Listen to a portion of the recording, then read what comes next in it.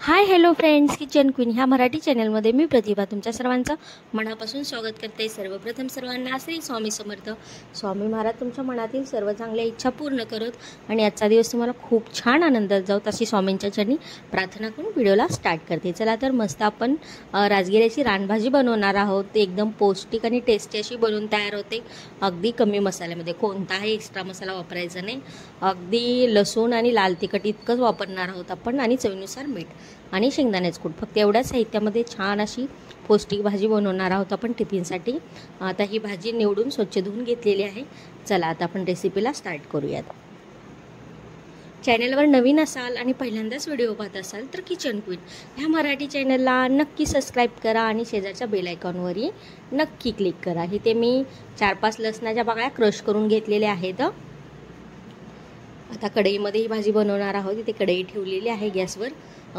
त्याच्यामध्ये अगदीच आपण 4 ते 5 चमचे तेल टाकणार आहोत। तेल छान तापलं की त्याच्यामध्ये जो लसूण क्रश करून घेतलेला आहे ना, तो लसूण टाकणार आहोत आणि तेलामध्ये छान असं परतून घेणार आहोत। एकदा या पद्धतीने तुम्ही नक्की रेसिपी ट्राय करा। खूप टेस्टी आणि अप्रतिम अशी राजगिऱ्याची भाजी बनवून तयार होते।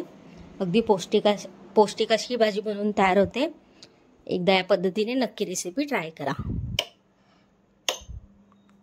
तर त्यामध्ये लाल तिखट टाकणार आहोत आपण। तिखट तुम्ही तुमच्या आवडीनुसार कमी जास्त करू शकता।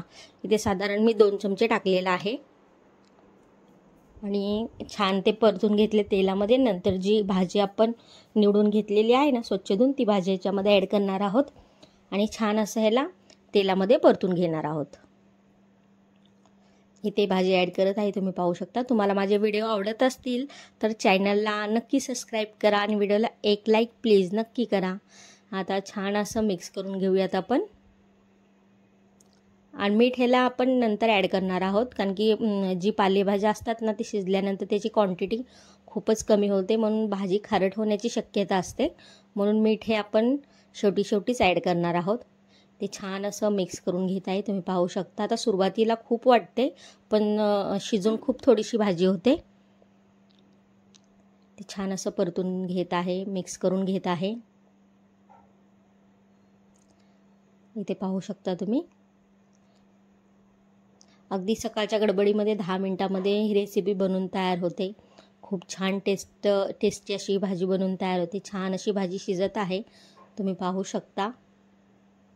आता यामध्ये आपण चवीनुसार मीठ देखील ॲड करणार आहोत आणि परत याला छान असं मिक्स करून घेणार आहोत।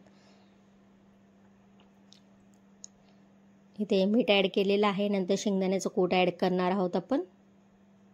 अगदी 3 ते 4 चमचे शेंगदाण्याचं कूट ॲड करणार आहोत आपण आणि छान असं मिक्स करून घेणार आहोत। ते शेंगदाण्याचं कूट ॲड करत आहे। छान असं मिक्स करून घेऊयात। खूप टेस्टी अशी ही भाजी बनवून तयार होते अगदी कमी साहित्यामध्ये। छान असं मिक्स करून घेत आहे। परत एक केला 4 ते 5 मिनिटं छान असं शिजवून घेऊयात। मस्त आपली भाजी अशी पौष्टिक भाजी अशी बनवून तयार होईल। मस्त अशी भाजी शिजत आहे, तर तुम्ही सर्वजण पाहू शकता। 4 ते 5 मिनिटं छान याला मी शिजवून घेतलेला आहे। मस्त टेस्टी अशी आपली भाजी बनवून तयार झालेली आहे।